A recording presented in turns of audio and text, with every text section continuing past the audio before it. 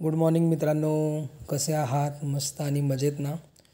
तर व्हिडिओ सुरू झाला आहे आपला डायरेक्ट ट्रॅव्हलिंग करताना. तर तुम्हाला प्रश्न पडला असेल की आता अतुल चालला आहे कुठे? तर मी चाललो आहे आता एक वेडिंगला, आणि फिरण्यासाठीसुद्धा म्हणू शकता आणि कामासाठीसुद्धा म्हणू शकता. तर हे बघा, आपला IIT पवईचा रस्ता आहे. ट्रॅफिक अशी भरपूर होती. सॅटर्डेचा दिवस असल्यामुळे मला असं वाटलं होतं की रोड मला खाली मिळतील, पण अजिबात रोड खाली नव्हते आणि भरपूर ट्रॅफिक होती. म्हणजे मला प्रश्न पडला होता मी वेळेवर पोहोचतो की नाही. पण बघा, आता एअरपोर्ट्स जवळ आलं आहे आणि सुंदर अशा त्या फुलांचे सुशोभीकरण वगैरे केलेलं आहे. नारळाची, सुपारीची उंच उंच झाडं. आणि फायनली आपण एअरपोर्टला पोचलो आहे. ओलावाल्याला आपण पे केलं आहे आणि आपलं लगेज घेऊन निघालो आहे. आता इथं आल्यावर कसं आहे माहिती आहे का, हे मुंबईचं एअरपोर्ट आहे ना, सकाळी इतकं खास वाटत नाही. संध्याकाळी इथे खूप लायटिंग वगैरे असल्यामुळे मला संध्याकाळचा दिवस खूप. आता आपण आतमध्ये एंट्री करणार आहोत आपल्या गेटमधून. तर इंडिगोचं जे गेट होतं तिथून मी आत आलो आहे. माझ्याकडे DG यात्रा ॲप डाउनलोड केलं होतं मी, आणि त्याच्यामुळे मला कुठेही लाईन लावावी लागली नाही. आणि याचं मार्गदर्शन आम्हाला सुधीर सरांनी केलं होतं. त्यानंतर इथं बघा, आपलं बॅग चेक इन करायची असते, त्यासाठी लाईन होती.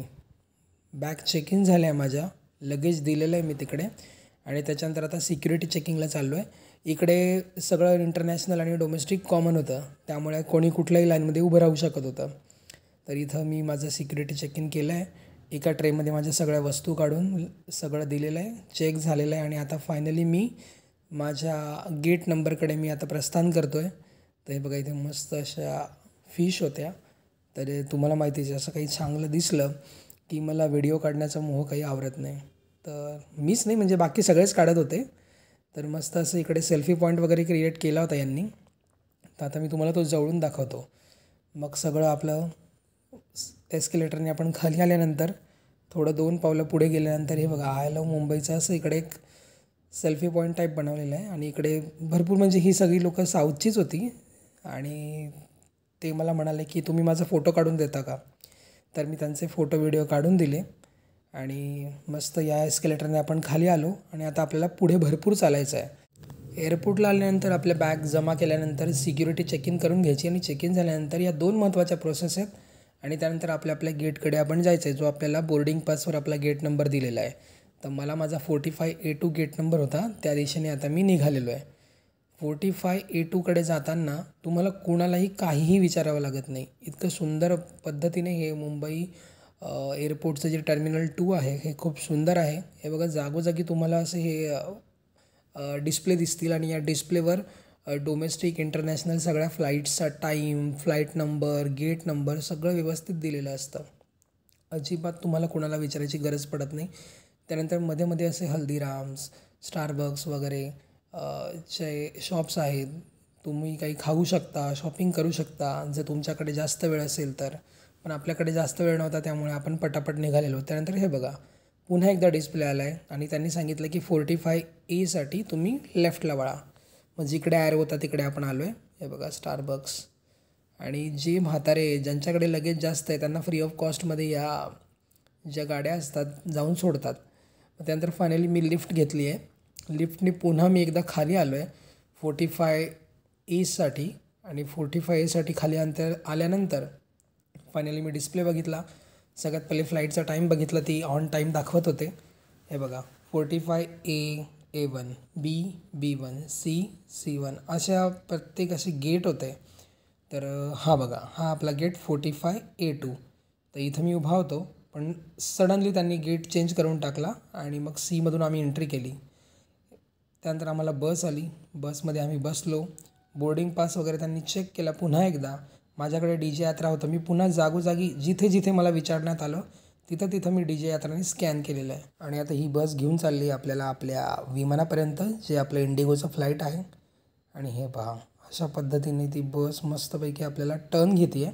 आणि टर्न घेताना ही जी सगळी विमानं उभी आहेत ना, तर छान वाटतं. तर हे जे इंडिगोचं विमान दिसतं आहे तुम्हाला, याच विमानात आपल्याला बसायचं आहे. ती बस आता ती थांबवलेलं आहे, सगळेजण उतरलेले आहेत. सगळ्यात शेवटी मी मुद्दाम उतरलो, कारण मला तुम्हाला हे सगळं दाखवायचं होतं.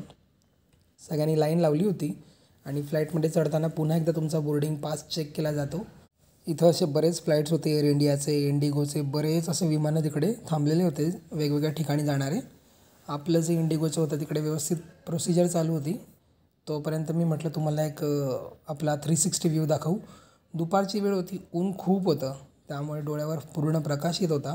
पण तरीसुद्धा तुम्हाला दाखवण्यासाठी मी थोडासा माझा कॅमेरा पूर्ण 360मध्ये फिरवला आहे. लाईन हळूहळू पुढे जात होती आणि चला आता फायनली आपण मध्ये आलो आहे. आपलं चेक इन झालं आहे सगळं आता आणि फायनली आपली सीट आपल्याला मिळालेली आहे. माझी सीट मिडलची होती आणि एकदम जवळ होती दरवाजापासनं. मस्तपैकी 2 तासाचा 2.25 तासाची लेट फ्लाईट होती माझी. 3:15ला उडणारी फ्लाईट जवळजवळ 4:30ला उडाली. आणि आता ही जी तुम्ही वेळ बघतायत, मी रायपूर एअरपोर्टला उतरलेलो आहे. ही वेळ आहे जवळजवळ 6:30 वाजताची. हे बघा, फ्लाईट भरपूर लेट झाल्यानंतर हा जो व्ह्यू होता त्या रायपूर एअरपोर्टचा बघून मस्त वाटलं, मला एकदम छान वाटलं. फ्लाईट थोडी हेक्टिक होती, लेट झाल्यामुळे थोडासा कंटाळा आला, पण काही हरकत नाही. अशा पद्धतीने आपला प्रवास मस्तपैकी झाला आहे. आणि इथे एस्केलेटरने आपण खाली उतरतो आहे. खाली उतरल्यानंतर सगळ्यात मोठं जो वाट बघण्याची प्रोसिजर आहे ती ही आहे. आपण ज्या बॅग जमा केलेल्या असतात आपल्या मुंबई एअरपोर्टला, त्या आपल्याला इथे कलेक्ट करायच्या असतात. तर अशा पद्धतीने इथे गोल गोल गोल गोल फिरत असतात या बॅगचा. मग आपण आपली बॅग घेतली, ओला केली आणि ओलामध्ये बसून आता आपण आपल्या हॉटेलवर जाणार आहोत, जिकडे आपली व्यवस्था आहे. इथे असा ओला उबरचा पॉईंट होता. त्या ओला उबरच्या पॉईंटवरून आपल्याला सहज कार मिळून जाते. मस्तपैकी बघा, छत्तीसगडचे रस्ते किती सुंदर आहेत. संध्याकाळचं वातावरण होतं, थंडी तर भरपूर होती. असे मस्त मस्त इकडे सेंट्रल पॅलेस, सिटी पॅलेस, भरपूर असे चांगल्या चांगल्या गोष्टी मी बघितल्या. आणि तुम्हाला पण म्हटलं थोडा छत्तीसगडचा मला व्ह्यू दाखवावा रायपूरचा, त्यामुळे मी थोडंसं शूट केलं. तर तुम्हाला हा सगळा प्रवास, हा सगळा व्हिडिओ कसा वाटला तर नक्कीच तुम्ही मला सांगायचं आहे. आणि काही मी मुंबई एअरपोर्टवर क्लिक केलेले काही फोटोज, तर चांगल्या चांगल्या कमेंट करा, लाईक करा, शेअर करा, सबस्क्राईब करा. पुन्हा एकदा मी सेकंड पार्ट लवकरच घेऊन येतो आहे. तोपर्यंत तुम्ही बाकीचे काही व्हिडिओज नसतील बघितले तर बाकीचे व्हिडिओज बघा. आतापर्यंत जसं तुम्ही मला सपोर्ट केला आहे, यापुढेही तसाच तुमचा सपोर्ट मला असू द्या. असेच चांगले चांगले व्हिडिओ तुमच्यासाठी मी घेऊन येईन. तोपर्यंत Atul Sapkale open hearted boy या चॅनलकडून अतुलचा bye bye. Thank you so much.